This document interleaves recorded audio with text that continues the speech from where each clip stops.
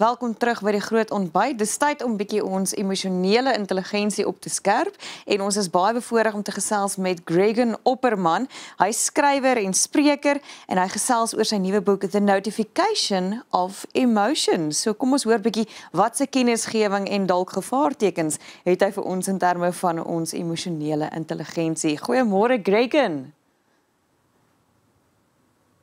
Goeiemôre, dankie dat jy my het. Ja, dis heerlik om met jou te gesels man en ek het so baie vrae, so ons kyk by hoeveel gaan ons uitkom, maar kom ons begin dalk eerder by die notifikasie of die kennisgewing van emosies. Wat bedoel jy daarmee as jy sê dat dit eerder 'n kennisgewing is as 'n opdrag wanneer ons emosies ervaar? Goeie vraag. So uit my perspektief en rondom die boek het ek besef dat emosies is net 'n notifikasie en dit is nie 'n bevel nie. Ja. So byvoorbeeld as jy jou selfoon gebruik, jy kry 'n boodskap, reg? Jy hoef nie op elke liewe boodskap te reply nie. Ja. Maar dit is wel iets wat jy ontvang. En dit is wat jou emosies vir jou liggaam sê, of jou conscious, vir jou self-conscious sê. Het is 'n baie komplekse situasie wat binne ons gebeur. En Ja. ons is geneig om nie te vra wat gebeur binne ons nie, maar gebeur so baie. En daai is die mooiheid en die uniekheid wat vir ons maak as mens, as ons emosie, en ons moet begin emosies sien as iets wat vir ons 'n boodskapper is, in plaas van 'n bevel. Hoe kan Suid-Afrikaners baat vind by emosionele selfmeesterskap? Wel, in 'n land waar ons elke dag deel met politiese, ekonomiese en even soos jou persoonlike uitdagings, as selfmeesterskap 'n manier om alles in 'n kalme manier aan te vat.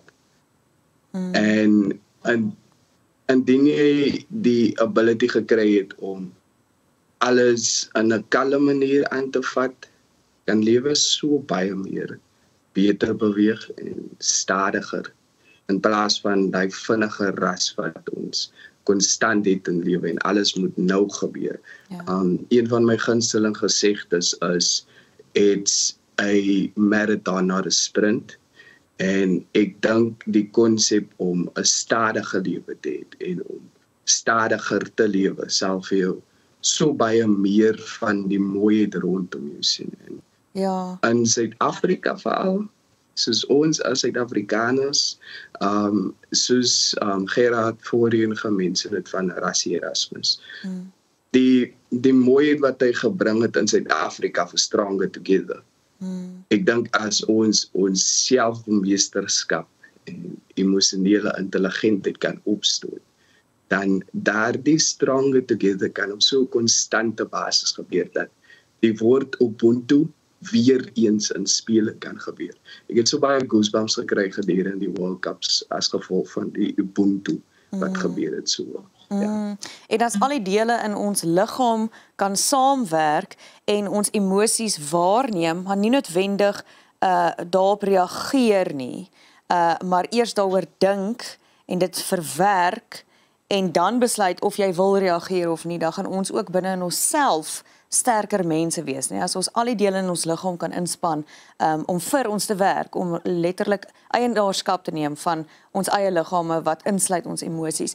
Maar Gregan, soveel mense is al klaar emosioneel oorreis as gevolg van dit wat die lewe vir hulle gebring het, of hulle het al nie opleiding gekry in die hantering van emosies nie. Wat se raad het jy vir mense wat nou sit met emosionele ooreising, wat nou moet begin om hulle emosies wat dalk oorlaai is binne in hulle te verwerk, en hoe gaan hulle van hier af verder? Wel, wat ek eers sal sê is, vat tyd vir jouself. Alles in 5 minute, alles in 'n minuut. Sit 'n bietjie terug en raak gewoond aan jou environment. En besef waar jy is. Ek dink is Mind Power van John Gould, waarin hy sê dat there is power within your presence en indien jy in jou huidige oomblik is en nie voorheen dink of dink aan die verlede nie, het jy 'n ability om lewe meer te sien vir wat dit is. Ek sal ook sodoende sê die emosies wat jy voel dit. Voel dit hard en laat dit veel seer maak, want dit is wat emosies doen. Ja. En voel dit sonder selfbeoordeling. Ja. Moenie jouself oordeel omdat jy emosies voel nie, want dit is menslik. En sodoende skryf ook neer waarvoor jy dankbaar is. En sodoende ook ons perspektief van emosies is dat ons moet een tipe emosie aan deurgaan gedurende 'n dag. Maar realiteit van dit is jou emosies verander maklik elke 5 minute. Ja. So realiteit van dit is dat jy gaan gelukkig is, jy gaan hartseer wees, maar waarin jy ware vryheid bevind is in vrede. Jy moet vrede maak met whatever dit is, ongeag hoe swaar dit is daar. Die realiteit is, jy gaan die emosie voel en om weg te hardloop daarvan, gaan dit vir jou. Jy gaan dit baie meer uitvoer. Ekskuus Gregan, wat het jou geïnspireer om hierdie boek te skryf? Hoekom wou jy juis met mense hieroor praat? Wel, ek het 2 jaar gelede die boek begin skryf. Ek het die 26ste April om presies te wees klaar gemaak. Ja. En ek het daardie tyd besef, even met myself, ek besef dat ons as mense is geneig om so oorgelei te word met emosies. En ek het besluit, wel, dit was eers 'n persoonlike aanlegging gewees. Ek het 'n emosionele gids neergeskryf vir myself en hoe om emosies te hanteer en met 'n konstante experience het ek besef dat emosies is net 'n boodskapper. So daar is 'n Napoleon Hill gesegde wat sê, for a man to master the world, he has to master himself. En ek het besef dat om jouself te bemeester, moet jy eers die emosionele intelligentheid bemeester. So doende het ek besluit om The Notification of Emotion te skryf. En ek wil hê dat soveel as moontlik mense moet begin besef dat emosionele intelligentheid is een van jou top prioriteite van intelligentheid wat jy moet kry. Dis baie waar. Gregan, ons het nog so 'n minuut oor. Ek wil net graag by jou hoor. Jy het 'n vreeslike diverse beroepservaring, van bankwese en die gasvryheidsbedryf tot reis en verkope. Watter industrie dink jy het die meeste emosionele intelligensie nodig? Wat het jou die meeste getap en waar dink jy is daar nog die meeste plek vir ontwikkeling? Ek sal moet sê hospitality. Is dit gasvryheid? Snaaks genoeg want jy moet konstant met die glimlag op jou gesig loop, alhoewel daar so baie druk is agter die skerms.